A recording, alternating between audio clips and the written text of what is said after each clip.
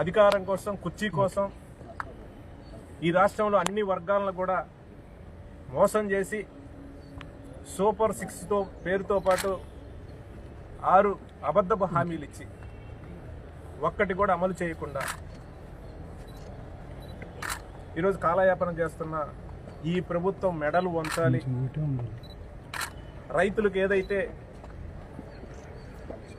సుఖీభవ పేరుతోటి గతంలో వైఎస్ఆర్ ప్రభుత్వం జగన్మోహన్ రెడ్డి గారు ముఖ్యమంత్రిగా ఉన్న 5 సంవత్సరాలు కూడా రైతు భరోసాతోటి ఏదైతే 13,500 రూపాయలు రైతులకు ఇచ్చే కార్యక్రమం ఏదైతే చేశామో దాన్ని గొప్పగా చేస్తాం అని చెప్పి అన్నదాత సుఖీభవ అనే పేరు మార్చడం జరిగింది. కానీ వచ్చిన తర్వాత ఈరోజు రబీ అయిపోతా ఉంది, ఖరీఫ్ అయిపోతా ఉంది, కానీ ఒక్క రూపాయి కూడా రైతులకు ఈరోజు సహాయం చేసిన పరిస్థితి లేదు. 20,000 రూపాయలు ఇస్తాం, గొప్పగా కూడా రైతులను ఆదుకుంటామని ఈ రాష్ట్రంలో ఉన్న రైతాంగాన్ని ఈ కూటమి ప్రభుత్వం నట్టేట ముంచిందని కూడా గుర్తు చేస్తూ ఉన్నారు.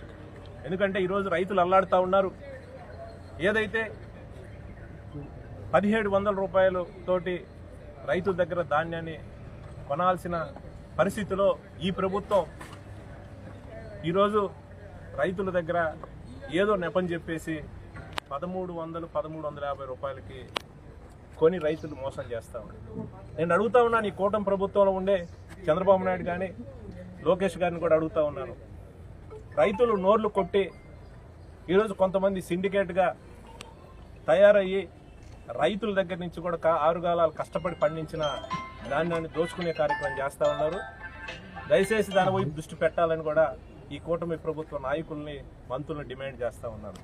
మంత్రి అయితే 2 అడుగులు ముందుకేసి మీరు ఒక మెసేజ్ పెట్టండి చాలు, మిమ్మల్ని మీ యొక్క ధాన్యాన్ని ప్రభుత్వమే కొనుగోలు చేసే విధంగా కూడా ఆదుకుంటామని చెప్పిన మంత్రి ఈరోజు ఎక్కడా కూడా ఆయన వాయిస్ కనిపించే పరిస్థితి లేదు.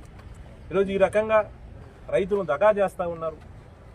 కష్టపడి పండించిన రైతులు ధాన్యాన్ని అమ్ముకోలేని పరిస్థితిలో ఈరోజు ఉన్న పరిస్థితి. ఈరోజు మా నాయకుడు జగన్మోహన్ రెడ్డి గారి నాయకత్వంలో ఈరోజు రాష్ట్ర వ్యాప్తంగా కూడా రైతులకు ఒక సంఘీభావం, ఒక ధైర్యాన్ని ఇచ్చే విధంగా ఈరోజు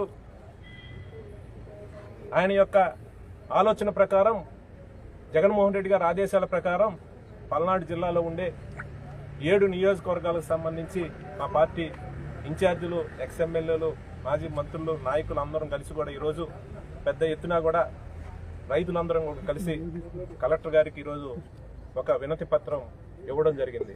రైతులకి జరుగుతున్న అన్యాయాన్ని, రైతులు పడే బాధల్ని వాళ్ళని బయటేయాలి, ఆదుకోవాలి. మీ ద్వారా మా విన్నపాన్ని, మీ ద్వారా మా డిమాండ్ని ప్రభుత్వానికి తెలియజేయాలని కూడా జాయింట్ కలెక్టర్ గారికి ఈరోజు వినతి పత్రం ఇవ్వడం జరిగింది. నేను ఈ కూటమి ప్రభుత్వాన్ని మేము డిమాండ్ చేస్తూ ఉన్నాం, దయచేసి మీరు రైతులు నోర్లు కొట్టొద్దండి. ఏదైతే గతంలో దరిదాపుగా 3,40,000 టన్నుల పైచిలుకు ధాన్యాన్ని ప్రభుత్వమే కొనుగోలు చేసిన పరిస్థితి గతంలో జగన్మోహన్ రెడ్డి గారి నాయకత్వంలో వైఎస్ఆర్ ప్రభుత్వం. కానీ ఈరోజు మీరు రైతుల దగ్గర నుంచి ప్రభుత్వమే కొనుగోలు చేయాలని కూడా డిమాండ్ చేస్తా ఉన్నాం. రైతులను ఆదుకోవాలి. ఇవే కాదు, త్వరలోనే ఈ రాష్ట్రంలో ఉండే అన్ని వర్గాల పక్షాన వైఎస్ఆర్ పార్టీ పోరాటం చేస్తుంది. వాళ్ళ సమస్యలనే ఖచ్చితంగా ముందుండి కూడా పోరాటం చేయడానికి అందరూ కూడా సంసిద్ధులై కదిలొచ్చే కార్యక్రమం చేయబోతా ఉన్నాం. ఎందుకంటే జగన్మోహన్ రెడ్డి గారు నిత్యం కూడా రైతుల కోసం, ఈ రాష్ట్రంలో బడుగు బలహీన వర్గాలకి ఏదైతే గతంలో సంక్షేమ కార్యక్రమాలు ఇచ్చామో, గతంలో 2,75,000 కోట్ల రూపాయల సంక్షేమ కార్యక్రమాల రూపంలో ఈ రాష్ట్రంలో పేదవారికి ఇస్తే ఈరోజు ఒక్కటంటే ఒక్క హామీ కూడా వాళ్ళు ఇచ్చిన పరిస్థితి లేదు. ఈరోజు అల్లాడుతూ ఉన్నారు, ఎవరిని కూడా పట్టించుకునే పరిస్థితి లేదు.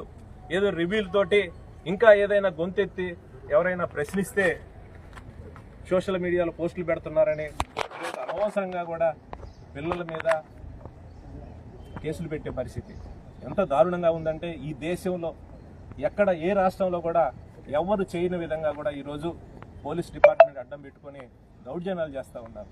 ఏం మాట్లాడకూడదా అని అడుగుతా ఉన్నాను. మీరు చేసే తప్పుల్ని సోషల్ మీడియా ద్వారా కొంతమంది వాక్ స్వాతంత్రం లేదా, వాళ్ళు ఏదైనా ప్రశ్నిస్తే వాళ్ళని ఇన్ని కేసులు పెడతారా? ఒక్కొక్కళ్ళ మీద మాట్లాడిన వాళ్ళ మీద ఎక్కడైనా ఉందా అని అడుగుతా ఉన్నాను. 10, 15, 20 కేసులు ఇచ్చాపురంలో కేసు పెడితే రాయలసీమలో చివరిలో కేసు పెడతారు.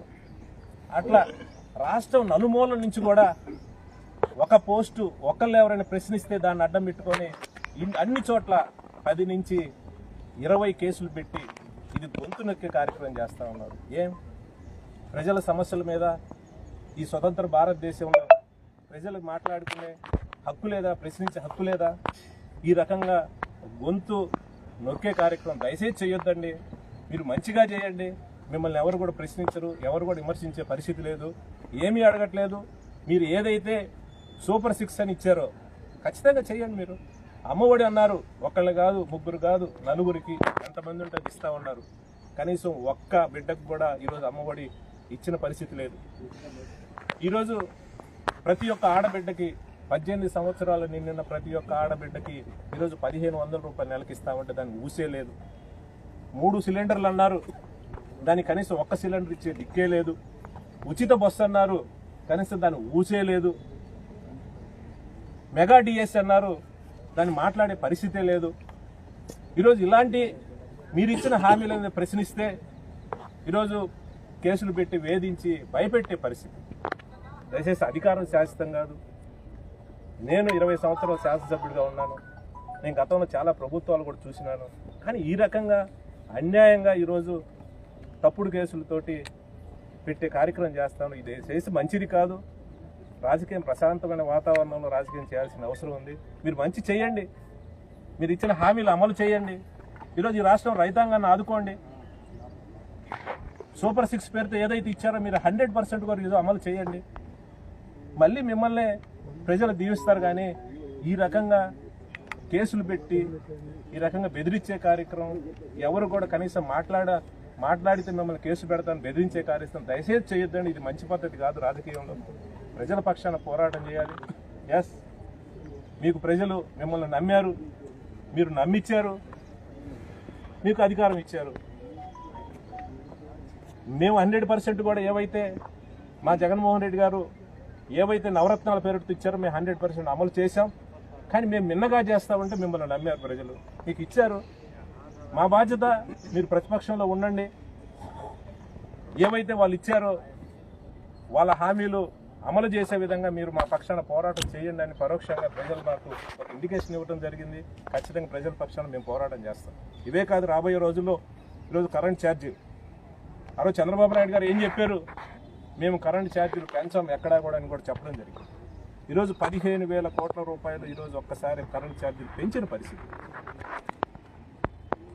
ఇలా అంటే ఎవరు చెప్పారని కూడా ఎవరైనా మీడియా మిత్రులు ఎవరైనా ప్రెస్ మీట్లు ప్రశ్నిస్తే వాళ్ళను కూడా గొంతు నొక్కే పరిస్థితి. ఎవరు చెప్పారని దబాయిచ్చే పరిస్థితి. అందరూ ప్రజలు చూస్తూ ఉన్నారు, ప్రజలు గమనిస్తూ ఉన్నారు. దయచేసి ఈ కూటమి ప్రభుత్వ నాయకులను మేము కోరుతా ఉన్నాను, వైఎస్ఆర్ పార్టీ తరఫున డిమాండ్ చేస్తూ ఉన్నాం. మీరు ప్రజల్ని ఇట్లా తప్పుడు కేసులతో హింసించండి. మీరు ఇచ్చిన హామీలు సూపర్ 6 అమలు చేయండి, ప్రజల్ని మోసం చేయొద్దు. ఈ సందర్భంగా కూటమి నాయకులు మేము కోరుతాం. ఈ కార్యక్రమానికి వచ్చే నేతల్ని అరెస్ట్ చేయడం ఎట్లా చూస్తారు? విజయవాడలో రాష్ట్ర వ్యాప్తంగా అరెస్ట్ చేస్తూ ఉన్నారు.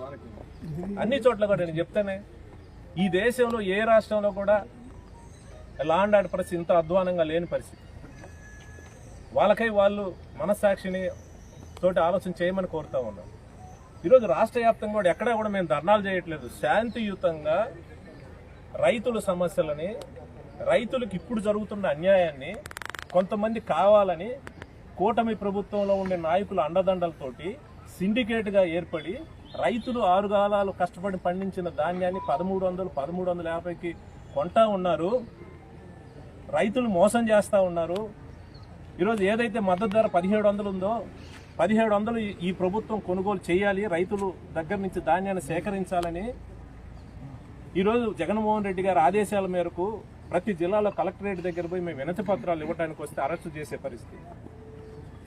ఈరోజు మా వైపు నుంచి కూడా వస్తూ ఉంటే నెకరగల్లి దగ్గర కూడా కొన్ని చెక్ పోస్టులు పెట్టి ఆపే పరిస్థితి చేస్తూ ఉన్నారు. ఎందుకు చేస్తూ ఉన్నారు?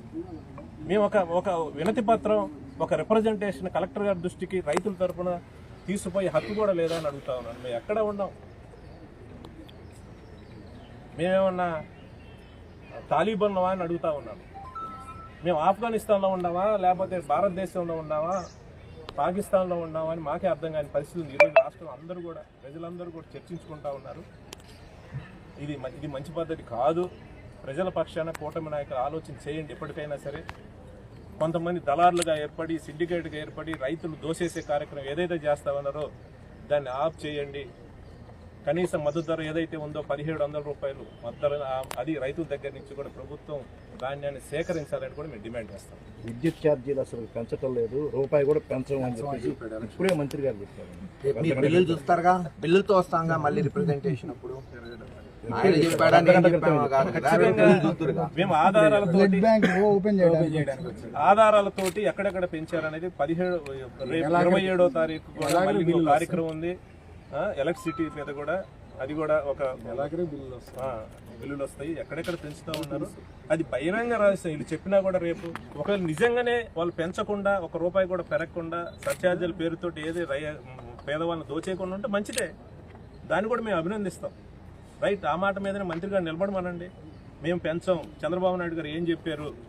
₹1 కూడా మా కూటమి ప్రభుత్వం వస్తే 5 సంవత్సరాల్లో ₹1 కూడా కరెంట్ ఛార్జీలు మేము పెంచమని చెప్పారు. ఇంకా తగ్గిస్తా ఉన్నారు. నిజమే, ఆ మాట మీద నిలబడితే మేము కూడా దాని గురించి కూడా మేము క్వశ్చన్ చేయం, దానికి ఒప్పుకుంటాం. కానీ చూద్దాం. ఇప్పటికే పెంచారు. 15,000 రూపాయలు కరెంట్ ఛార్జీలు పెంచడానికి ఒప్పందం చేసుకున్నారు. 15,000 కోట్ల రూపాయలు కరెంట్ ఛార్జీలు పెంచడానికి ఒప్పందం చేసుకున్నారు. దాని డేటాతో సహా కూడా నేను ముందు చెప్పండి. యూనిట్ మీద ₹92 అంటూ నిన్న కలెక్టర్ మీటింగ్ లో కూడా సీఎం గారు ₹1 కూడా పెంచొద్దు, తీసుకోవద్దు, పెంచి తీసుకోవట్లేదు మేము అని చెప్పేసి మంత్రి గారు చెప్పారు. కరెంటు బిల్లులు చూస్తే తెలిసిపోతుంది కదా. అందుకే రాలేదు. వస్తాయిగా ఈ నెల, వస్తాయి, వచ్చే నెల వస్తాయి. పెంచకపోతే మరి 6 నెలల క్రితం ఎంత బిల్లు ఉందో రేపు ఎంత ఉందో తెలిసిపోతుంది కదా. మీకు తెలిసింది, మాకు తెలిసింది, జనానికి తెలిసింది. సార్, పులివెందుల్లో నీటి సంఘాల ఎలక్షన్ జరుగుతున్నాయి. అవినాష్ రెడ్డిని అరెస్ట్ చేశారు. అక్కడ జర్నలిస్టులను కూడా కొట్టారు సార్. ఎట్లా సార్ అక్కడ బాగా టెన్షన్గా ఉన్నారు. అంటే ఈ రాష్ట్రంలో ఒక దేని గురించి కూడా మాట్లాడకూడదు. ఒక రైతులు కాదు, లేకపోతే ఈ రాష్ట్రంలో ఏ సమస్యల గురించి కూడా మాట్లాడకూడదు. దేనికైనా మాట్లాడితే సోషల్ మీడియాలో మీరు పోస్ట్ పెట్టారు, సోషల్ మీడియాలో ఏదైనా పోస్ట్ ఉంటే దాన్ని మీరు లైక్ కొట్టారు అనే దాన్ని ఏదో నెపం మీద కూడా అరెస్ట్ చేసేసి రాష్ట్ర నలువైపులో తిప్పే పరిస్థితి. ఈరోజు అవినాష్ రెడ్డిని కాదు, అందరినీ కూడా వాళ్ళు ఉక్కుపాదంతో అణిచేయాలి, ఎవరిని కూడా ప్రశ్నించకూడదు, ఎవరిని కూడా మాట్లాడకూడదు అనే పద్ధతిని కూడా వ్యవహరిస్తాం. అరే, ఎలక్షన్లు పెట్టింది ప్రజాస్వామ్యం కొరకే కదా. నామినేట్ చేసుకుంటే పోయేది కదా. సెక్రటేరియట్ లో కూర్చొని చట్టం చేసుకొని ఒక జీవో తెచ్చి నీటి సంఘాలన్నీ నామినేట్ చేసుకుంటే పోయా. ఎలక్షన్ ఎందుకు అప్పుడు? ఇంకా ఎవరు కాదనలేదు కదా, మేమేం కాదనలేదు కదా. నామినేట్ చేసుకోమనండి. మాటలకే చెప్తా ఉన్నారు. ఎక్కడో కాదు. మీ కళ్ళ ముందే ఆగస్టు 9వ తారీఖు ఆగస్టు నెలలో నర్సరావుపేటలో ఇత్తనాల కోసం ఎగబడి ఎక్కడ టౌన్ హాల్లో మొత్తం తలుపులు వేసేసేసి ఎవరిని రానివ్వకుండా రైతులు వస్తే వాళ్ళని భయపెట్టే కార్యక్రమం చేసింది మీ కళ్ళ ముందు ఇక్కడే కదా. గతంలో 5 సంవత్సరాలు జగన్మోహన్ రెడ్డి గారు ఉన్నప్పుడు ఎప్పుడైనా జరిగిందా? రైతు భరోసా కేంద్రాల్లో అక్కడికి ఎక్కడ ఏ విలేజ్లో రైతు భరోసా కేంద్రం అక్కడికి విత్తనాలు ఎరువులు పంపించి ఇచ్చే కార్యక్రమం గతంలో చేశాం. కానీ ఇక్కడ టౌన్ హాల్లోనే పనిచేయటం లేదు, ఎరువులు లేవు. ఎరువులు కూడా మార్కెట్ లో చెప్పడానికి మంత్రులు చెప్తా ఉంటారు బ్రహ్మాండంగా కూడా, విత్తనాలు బ్రహ్మాండంగా ఇస్తా ఉన్నాం, ఎరువులు ఇస్తున్నామని. ఎరువులు ఇస్తుంటే ఎక్కడో కాదు నర్సరావుపేటలో టౌన్ హాల్లో ఎందుకు పెట్టాల్సి వచ్చింది? ఎందుకు రైతులందరూ కూడా టౌన్ హాల్ మీద ఎగబడవలసి వచ్చి తలుపులు వేసుకొని కొంతమందికి ఇచ్చి చేతులు దులిపిన కార్యక్రమం ఎందుకు చేశారు? ఇది అందరూ కూడా చూశారు. ఇదిగో జగన్మోహన్ రెడ్డి గారు ఉన్నప్పుడు ధాన్యం బస్తా ₹2,000 అమ్మారు, పత్తి ₹25,000 తేజ వరకు, మరే అదే మిర్చి ₹25,000. మరి అదేందో చంద్రబాబు నాయుడు రాగానే రేట్లు దడాలు పడిపోతాయి. ఇవి ఈరోజు 1400 కొనే దిక్కులేదు. ₹9,000. సో ఈ విధంగా రేట్లు పడిపోతున్నా ప్రభుత్వం ఏం పట్టించుకోకుండా గిట్టుబాటు ధర నష్టం వచ్చినా రైతును ఆదుకోవాలని పరిస్థితి. ఇవాళ జిల్లాకు ఒక ఎయిర్పోర్ట్ ఏర్పాటు చేస్తా ఉన్నారు. ఇది ఎట్లా ఉందంటే తినడానికి తిండి లేదు కానీ మీసాలకు సంపంగి నూనె కావాలని చంద్రబాబు నాయుడు ఎయిర్పోర్ట్లో ఉపయోగించే వాళ్ళు ఎంతమంది ఉంటారండి ఒక్కొక్క నియోజకవర్గంలో? ఈరోజు ఎయిర్పోర్ట్లు పెట్టి పెడతా అన్నాడు కానీ రైతులను ఆదుకునే పరిస్థితి లేదు.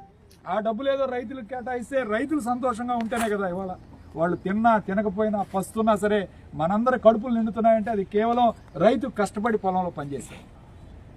ఆ రైతును ఆదుకునే పరిస్థితి లేకుండా ఇవాళ ఈరోజు ఆఫీసులో ఆర్డీఓలు వీళ్ళందరూ ఇక్కడ కూర్చుంటారు కానీ గ్రౌండ్ లెవెల్కి వెళ్ళి ఎవరు పనిచేస్తున్నారు, ఎవరు కిందకి వెళ్ళి రైతుల దగ్గర ఈరోజు రైతు కొనుగోలు చేస్తున్నారో ఒకసారి అర్థం చేసుకోవాలి ఖచ్చితంగా.